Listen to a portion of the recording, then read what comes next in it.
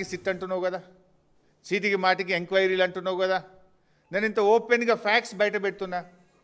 నీకు నిజాయితీ ఉంటే, దమ్ము ఉంటే దీన్ని సిబిఐ విచారణకు ఆదేశించు. అన్ని సాక్ష్యాలతో సహా నేను సిబిఐకి అందించడానికి సిద్ధంగా ఉన్నా. ఇప్పుడు కిషన్ రెడ్డి గారు కోల్ ఇండియా మినిస్టర్. ఇవాళ కేంద్ర ప్రభుత్వంకు సింగరేణిలో 49% వాటా ఉంది.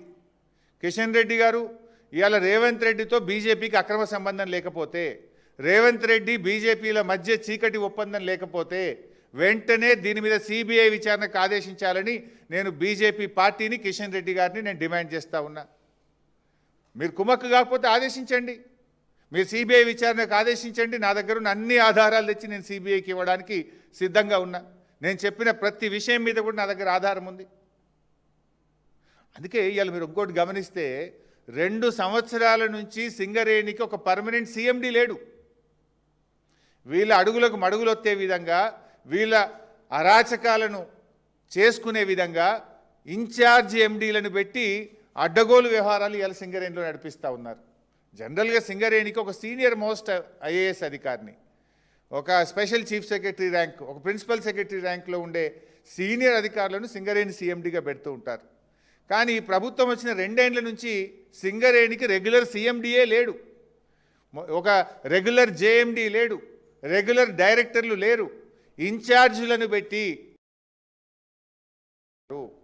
తమ యొక్క అడ్డగోలు వ్యవహారాలు, తమ పర్సంటేజీలు, తమ చీకటి ఒప్పందాలు, కాంట్రాక్టర్లు దక్కించుకోవడానికి వీళ్ళు ఇన్ఛార్జీల పాలన కొనసాగిస్తూ ఇదంతా కూడా చేస్తూ ఉన్నారు. ఎందుకు లేరని నేను అడుగుతా ఉన్నా.